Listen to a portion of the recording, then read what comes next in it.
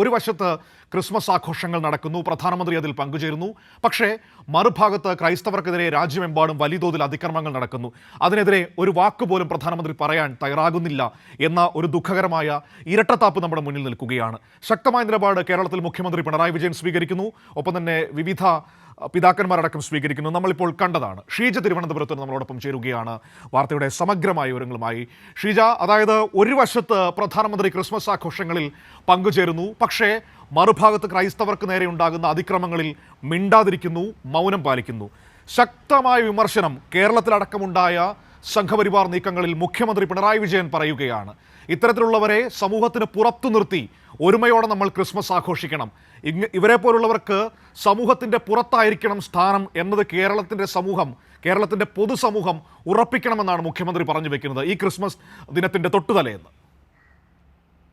തീർച്ചയായും മനു, ഏതായാലും ഇന്ന് രാത്രി ക്രിസ്തുവിൻ്റെ തിരുപ്പിറവിയാണ് ലോകമെമ്പാടും ആഘോഷിക്കുന്നത്. ഈ ഒരു ഘട്ടത്തിലാണ് സംസ്ഥാന വ്യാപകമായി പലയിടങ്ങൾ കേന്ദ്രീകരിച്ചുകൊണ്ട് ഇത്തരത്തിൽ സംഘപരിവാർ ശക്തികൾ ഇതിനെതിരെ അക്രമം അഴിച്ചുവിടുന്നത്. ഏതായാലും ഇതിനെതിരെ ശക്തമായിട്ടുള്ള നിലപാട് തന്നെയാണ് കേരളത്തിൻ്റെ മുഖ്യമന്ത്രി വ്യക്തമാക്കുന്നത്. അതായത് കേരളം എന്ന് പറയുന്നത് എന്നും ഒരു മതത്തിൻ്റെ ആഘോഷം എന്നുള്ള ഒന്നല്ല. ഒരു മതത്തിൻ്റെ ആഘോഷത്തിൽ എല്ലാ മതസ്ഥരും പങ്കുകൊള്ളുന്ന രീതിയിൽ ആഘോഷിക്കുന്നു എന്നുള്ളതാണ് കേരളത്തിൻ്റെ ഒരു പ്രത്യേകത. അത് ലോകമെമ്പാടും ശ്രദ്ധിക്കുന്ന ഒന്നുകൂടിയാണ്.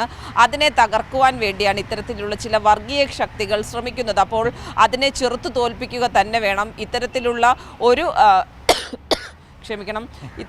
ഒരു വർഗീയ ശക്തികളെയും കേരളത്തിൽ വളരുവാൻ അനുവദിക്കരുത് എന്ന് തന്നെയാണ് മുഖ്യമന്ത്രി വ്യക്തമാക്കുന്നത്. ഏതായാലും ഇതിൽ കടുത്ത ഭാഷയിലുള്ള വിമർശനം ക്രൈസ്തവ സഭ ഒന്നടങ്കം പങ്കുവെക്കുന്ന ഒരു സാഹചര്യം കൂടി നിലനിൽക്കുന്നു. എല്ലായിടത്തും സഭാ മേലധ്യക്ഷന്മാർ തന്നെ ഇതിനെതിരെ രംഗത്ത് വരുന്ന ഒരു സാഹചര്യമുണ്ട്. ഇന്ന് രാത്രി ഇപ്പോൾ പലയിടങ്ങളിലായി തിരുവനന്തപുരത്ത് തന്നെ പ്രധാനപ്പെട്ട 3 പള്ളികൾ കേന്ദ്രീകരിച്ചുകൊണ്ടാണ് രാത്രി തിരുപ്പിറവിയുടെ ചടങ്ങുകൾ നടക്കുന്നത്. ഇവിടെയെല്ലാം സഭാ അധ്യക്ഷന്മാർ ഇതിലുള്ളൊരു ആശങ്കയും അവരുടെ ശക്തമായ വിയോജിപ്പും രേഖപ്പെടുത്തി തന്നെയായിരിക്കും ക്രിസ്മസിൻ്റെ സന്ദേശം നൽകുക എന്നുള്ളതിൽ സംശയമില്ല. ആ രീതിയിൽ, കാരണം കേന്ദ്ര സർക്കാരിൻ്റെ നിലപാട് ആ രീതിയിലാണ്. ഇരട്ടത്താപ്പ് നിലപാടാണ് കേന്ദ്ര സർക്കാർ സ്വീകരിക്കുന്നത്.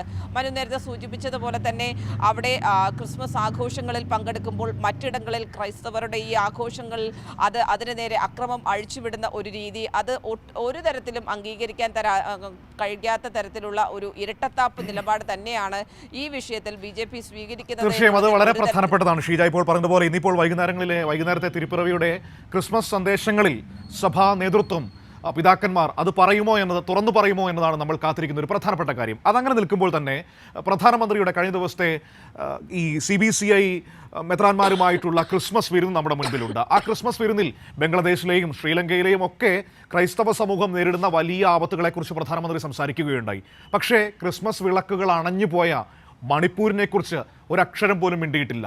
നമ്മുടെ പല സംസ്ഥാനങ്ങളിൽ ക്രൈസ്തവർക്ക് നേരിടേണ്ടി വരുന്ന അതിക്രമങ്ങളെക്കുറിച്ച് ഒരക്ഷരം പോലും സംസാരിക്കാൻ തയ്യാറാകുന്നില്ല.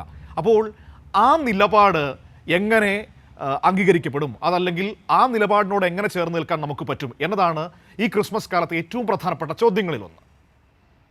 തീർച്ചയായും അത് തന്നെയാണ് ഈ ക്രൈസ്തവ സഭ ഒന്നടങ്കം ചോദിക്കുന്നതും. കാരണം ഒരു നിലപാട് സ്വീകരിക്കുമ്പോൾ അത് എല്ലായിടത്തും ഒരേ രീതിയിൽ പ്രാബല്യത്തിൽ വരുത്തുന്ന രീതിയിലായിരിക്കണം ഒരു നിലപാട് ഒരു വ്യക്തി സ്വീകരിക്കേണ്ടത്, അല്ലെങ്കിൽ ഒരു ഭരണകൂടം സ്വീകരിക്കേണ്ടത് എന്നുള്ളതാണ് അവരും പറയുന്നത്. കാരണം മനു ഇപ്പോൾ സൂചിപ്പിച്ചതുപോലെ തന്നെ ഇപ്പോൾ മറ്റ് രാജ്യങ്ങളിൽ നിന്ന് വന്ന അതിഥികൾക്കൊപ്പം അവരുടെ ക്രൈസ്തവ സഭകളിൽ നിന്നുള്ള അധ്യക്ഷന്മാരോട് സംസാരിക്കുമ്പോൾ ഒരു നിലപാട് സ്വീകരിക്കുന്നു. പക്ഷേ സ്വന്തം രാജ്യത്ത് വിവിധ സംസ്ഥാനങ്ങളിലായി എന്താണ് ക്രൈസ്തവർ നേരിടേണ്ടി വരുന്നത് എന്നുള്ള യാഥാർത്ഥ്യം അത് വ്യക്തമായി അറിയുന്ന പ്രധാനമന്ത്രി എന്തുകൊണ്ട് ഈ വിഷയങ്ങളിലൊന്നും ഇടപെടുന്നില്ല എന്നൊരു വലിയ ചോദ്യം തന്നെയാണ് ഈ ഒരു ഘട്ടത്തിൽ മുന്നോട്ട് വരുന്നത്. ഏതായാലും ഈ വിഷയങ്ങളിലുള്ള കടുത്ത ആശങ്ക പലയിടങ്ങളിൽ നിന്നായി, ഇപ്പോൾ മണിപ്പൂരിലെ വിഷയം, അതോടൊപ്പം തന്നെ കേരളത്തിൽ പലയിടങ്ങളിലായി ഉണ്ടായിട്ടുള്ള അക്രമ സംഭവങ്ങൾ അല്ലെങ്കിൽ ക്രിസ്മസ് ആഘോഷങ്ങൾ തടസ്സപ്പെടുത്താനുള്ള നീക്കം, ഇതിനെതിരെയെല്ലാം ഒരു തരത്തിലുള്ള നിലപാടും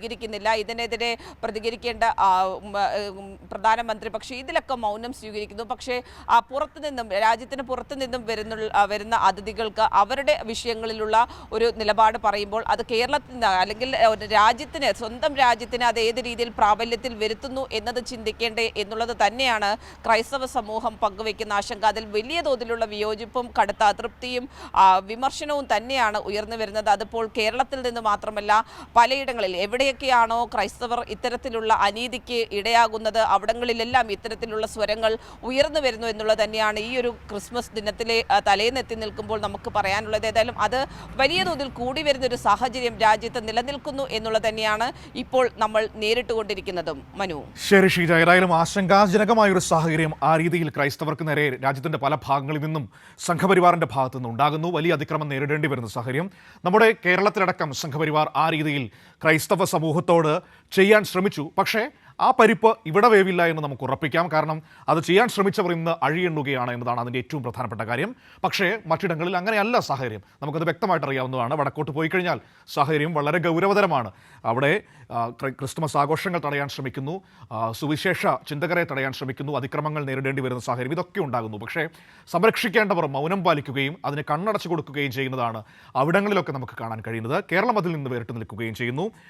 ഏതായാലും ഈ പാലക്കാട് നല്ലേപ്പള്ളിയിൽ നമുക്കറിയാം, അവിടെയാണല്ലോ സ്കൂളിൽ ക്രിസ്മസ് ആഘോഷം തടയാൻ ശ്രമിച്ചത് സംഘപരിവാറിൻ്റെ വിശ്വ ഹിന്ദു പരിഷത്തിൻ്റെ ജില്ലാ സെക്രട്ടറി അടക്കമുള്ളവർ ഇപ്പോൾ റിമാൻഡിലാണ്. ഏതായാലും പാലക്കാട് രൂപത ആ വിഷയത്തിൽ പ്രതികരിച്ചിരിക്കുന്നത് ഇത് കരുതിക്കൂട്ടിയുള്ള ആക്രമണം എന്നാണ് പാലക്കാട് രൂപത ആ വിഷയത്തോട് പ്രതികരിച്ചിരിക്കുന്നത്.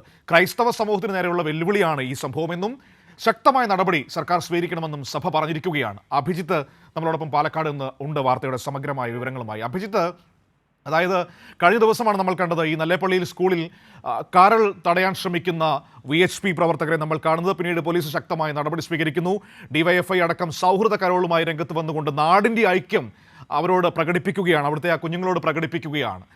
ഇന്ന് ഇപ്പോൾ പാലക്കാട് രൂപത ഈ വിഷയത്തിൽ പ്രതികരിച്ചിരിക്കുന്നത് എങ്ങനെയാണ്? മനു, പാലക്കാട് രൂപത ഇന്ന് പ്രതികരണമായി രംഗത്ത് വന്നിരിക്കുകയാണ്. ഇത്തരം വർഗീയ നിലപാടുകൾ ആര് സ്വീകരിച്ചാലും അവർക്കെതിരെ നടപടി സ്വീകരിക്കണം എന്നാണ് പ്രധാനമായി അവർ മുന്നോട്ട് വെക്കുന്നത്. ഇത്തരം വർഗീയ നിലപാടുകൾ സമൂഹത്തിൽ